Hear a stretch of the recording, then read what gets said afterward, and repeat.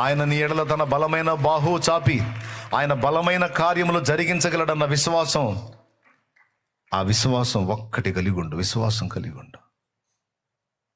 నేను అందుకే చెప్తాను, ఆస్తులు పోని, అంతస్తులు పోని, పేరు ప్రఖ్యాతులు పోని, నా అనుకున్న వాళ్ళంతా వదిలిపెట్టి పోని, ఏవైనా పోని, అన్నీ నువ్వు కోల్పోయినా పర్వాలేదు, కానీ ఒక్కదాన్ని కోల్పోవద్దు, అది దేవుని యందలి విశ్వాసం.